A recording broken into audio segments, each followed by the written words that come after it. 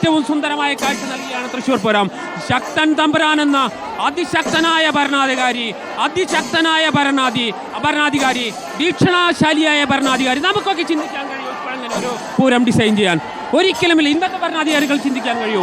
എത്രയോ 229 വർഷങ്ങൾക്ക് മുമ്പാണ് ഒരു ദേശത്തിന്റെ സങ്കടം അറിഞ്ഞുകൊണ്ട് അവർക്ക് വേണ്ടി അവരെന്താണ് ആഗ്രഹിച്ചത്, മറ്റൊരാളുടെ മുമ്പിലും ശിരസ് കുനിക്കാതെ തങ്ങളുടെ ദേശത്ത് ജീവിക്കുന്ന മനുഷ്യരുടെ ആത്മാഭിമാനം സംരക്ഷിച്ച ശക്തനായ ഒരു ഭരണാധികാരി സൃഷ്ടിച്ച പൂരമാണ് കഴിഞ്ഞ 290 എത്ര കൊല്ലമാണ് 229 കൊല്ലമായി തൃശ്ശൂർ കൊണ്ടാടിക്കൊണ്ടിരിക്കുന്നത്. ഈ പൂരം എന്ന് പറയുമ്പോൾ പൊതുവെ പണ്ട് പറഞ്ഞുകൊണ്ടിരുന്നത് ആറാട്ടുപുഴ പൂരത്തെക്കുറിച്ചാണ്. ഇപ്പോഴും ആറാട്ടുപുഴ പൂരത്തിന് അത്ര കണ്ട് ഗരിമയില്ലായ്മയൊന്നുമില്ല. ആറാട്ടുപുഴ പൂരം അങ്ങനെ ഇപ്പോഴും ലോകത്തെ ഏറ്റവും പഴക്കം ചെന്ന പൂരമാണ്. അതെ, അത് അങ്ങനെ തന്നെയാണ് നിൽക്കുന്നത്. ദേവസംഗമമാണ്. അതെ, ആ ദേവസംഗമത്തിൽ പങ്കെടുക്കേണ്ടവരായിരുന്നു തൃശ്ശൂർ ദേശക്കാർ. ഒരു നാളിൽ ഒരു പൂരത്തിന് വലിയ പേമാരി വരികയും അവിടേക്ക് തൃശ്ശൂർ ദേശക്കാർക്ക് പോകാൻ കഴിയാതെ വരികയും ചെയ്യുന്ന സാഹചര്യം ഉണ്ടായി. അപ്പോൾ എന്താണ് സംഭവിച്ചത്? സമയം വൈകി എന്ന് കാണിച്ചുകൊണ്ട് തൃശ്ശൂർ ദേശക്കാരോട് ഇനി പൂരത്തിൽ പങ്കെടുക്കേണ്ട എന്നുള്ളൊരു നിലപാട് അവിടെയുള്ളവർ സ്വീകരിക്കുന്ന സാഹചര്യം ഉണ്ടായി. പിന്നീട് ഒന്നും നോക്കാനില്ല, ശക്തൻ അങ്ങ് വേദനിച്ചു. ശക്തന് സ്വാഭാവികമായിട്ടും വേദനിക്കുമല്ലോ. തൻ്റെ പ്രജകളായിട്ടുള്ള ആളുകൾ, തൻ്റെ ദേശത്തിലുള്ള ക്ഷേത്രങ്ങളിൽ നിന്നുള്ള പൂരപ്പുറപ്പാടുകൾ അതിനെത്തിച്ചേരാൻ കഴിയാതെ പോയത് പേമാരി കൊണ്ടാണ്. എന്തിനാണ് ഇങ്ങനെ ഒരു ഭ്രഷ്ട് കൽപ്പിക്കുന്നത് എന്ന ചിന്ത സ്വാഭാവികമായും ഉടലെടുക്കുമല്ലേ. അങ്ങനെ ഒരു ചിന്തയിൽ നിന്നാണ് എന്നാൽ തൃശ്ശൂർ കേന്ദ്രീകരിച്ചുകൊണ്ട്, തൃശ്ശൂർ കേന്ദ്രീകരിച്ചുകൊണ്ട്, വടക്കുന്നാഥ ക്ഷേത്ര സന്നിധിയുമായി കേന്ദ്രീകരിച്ചുകൊണ്ട് 8 പൂരങ്ങളെ കൂടി ചേർത്ത് പിടിച്ചുകൊണ്ട് അതിൽ തന്നെ പാറമേക്കാവിനും തിരുവമ്പാടിക്കും മുഖ്യ പ്രാധാന്യം നൽകിക്കൊണ്ട് മറ്റ് ഘടകപൂരങ്ങൾക്കൊക്കെ ഒത്തുചേർന്ന് ഒരു ഉത്സവം സംഘടിപ്പിക്കാനുള്ള തീരുമാനത്തിലേക്ക് എത്തുന്നത്.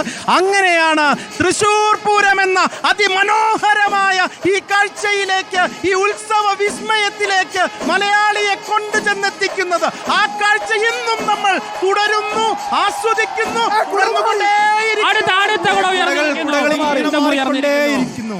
കുടമാറി ഇപ്പോൾ ചുവന്ന നിറം തന്നെയല്ലേ, ചുവന്ന നിറത്തിലുള്ള കുടകളാണ് 14 ആനകളും ഉയർത്തിയിരിക്കുന്നത്.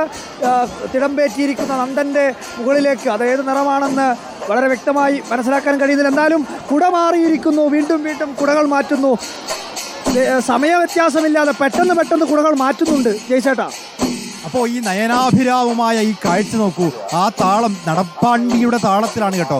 നടപ്പാണ്ടിയുടെ താളത്തിൽ ഇങ്ങനെ പാറമേക്കാവിൻ്റെ ഭഗവതിയുടെ തിടമ്പേറ്റിയ കൊമ്പനും ഒപ്പം അകമ്പടിയുള്ള 14 കൊമ്പന്മാരും ഇങ്ങനെ പതുക്കെ നടന്ന് മുന്നോട്ട് നീങ്ങുന്നു.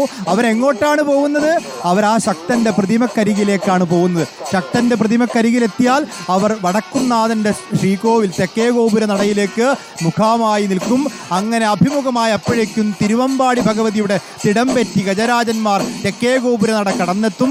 അങ്ങനെ രണ്ട് വശത്തായി 2 ടീമുകളായി പാറമേക്കാവിലെയും തിരുവമ്പാടിയിലെയും ഭഗവതിമാർ മുഖാമുഖം നിൽക്കുമ്പോൾ വർഷത്തിലൊരിക്കൽ അവരുടെ ആ കൂടിക്കാഴ്ചയാണ്. 2 സഹോദരിമാരാണ് കേട്ടോ. പാറമേക്കാവിലമ്മയും തിരുവമ്പാടി ഭഗവതിയും സഹോദരിമാരാണ്. ആ 2 സഹോദരിമാർ വടക്കുന്നാഥൻ്റെ തിരുമുറ്റത്ത് വന്ന് പരസ്പരം കൂടിക്കാണുകയാണ്. ആ കൂടിക്കാഴ്ചയുടെ സൗന്ദര്യമാണ് ഈ കുടമാറ്റം എന്ന് പറയുന്നത്. ഈ കുടമാറ്റത്തിലൂടെ നമ്മൾ എന്താ കാണുന്നത്? ഈ കുടമാറ്റത്തിൻ്റെ സൗന്ദര്യം 2 ഭഗവതിമാരുടെ കൂടിക്കാഴ്ചയുടെ സൗന്ദര്യമാണ്. അതാ നോക്കൂ, പാറമേക്കാവിലമ്മയുടെ ആ തിടമ്പാണത്. സർവാഭരണ വിഭൂഷിതയായി പാറമേക്കാവിലമ്മ ഗുരുവായൂർ നന്ദൻ്റെ മസ്തകത്തിലേറി തിടമ്പയായി ഇങ്ങനെ മുന്നോട്ട് നടക്കുകയാണ്.